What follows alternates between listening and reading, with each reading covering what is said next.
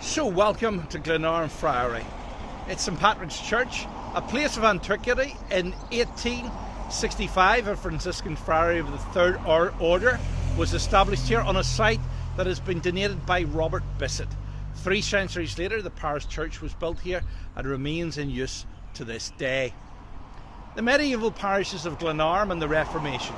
In the medieval period, the Glenarm area was divided into 2 parishes, Temple Octor and Tickmanaravan.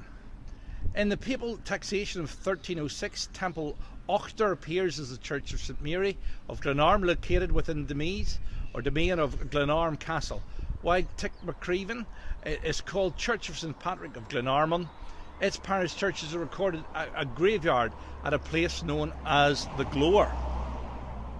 Temple Octor gradually slipped out of use, and Tickmacrevan came to the collective name for both parishes. This is probably where the evidence that the village was actually further inland up the river course than down here on the coast came from.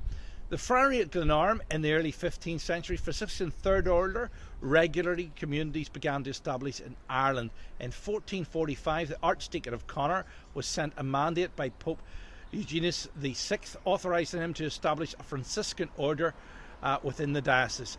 In 1590, a map of the County Antrim coastline, that's 1580 actually, a map of the County Antrim coastline shows the friary at Glenarm on the outer side of the river from the castle. It was probably closed at the beginning of the 17th century, but its site continued to be favoured burial place of the local population, including settlers from Scotland. The new church in Glenarm on the 13th of December 1759, an official order was issued in Dublin granting permission to build a new Church of Ireland church in Glenarm at the vaults of the old abbey being the church ground, and continues to the town of Glenarm. However, it was to be a few more years before building work began. In 1768, a parliamentary report of that year noted a very good new church in Glenarm. The new church is the earliest known example of Strawberry Hill Gothic. It's an ecclesiastical building in Ireland.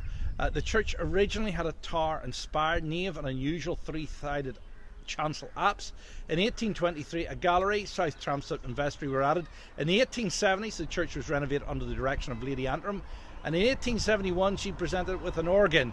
In 1878, the porch was added, the gallery removed, and a Gothic arch was erected, opening the tower into the nave. In 1892, the chancel was extended and a new vestry built. The church features a fine collection of stained glass windows, including a single light window in the south transept. Little of the friary survives today, and what remains is not easy to interpret.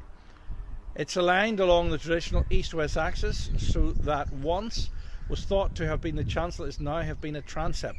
Archaeological investigators in the summer of 2005 revealed the friary was larger than previously thought. The evidence of outbuildings uncovered beneath the vestry. Analysis of human remains believed to date from the 17th century onwards showed that most enjoyed a relatively good diet and were not subjected to hard physical labour. So it is likely that they were from the upper strata of local society. The churchyard itself has been used as a place of burial for centuries, possibly dating back to its foundation. It's certainly in use in the 17th century, for the earliest inscription dates from 1641, and there are at least 2 other memorials bearing dates prior to 1700. Though an Act of Parliament of 1698 banned burials within the confines of dissolved monasteries, this ruling was ignored by both Protestants and Catholics, and the site of the friary continued as the most important place of interment in Glenarm. If you look down here, you can actually see an extremely old graveyard, and you can see the church itself.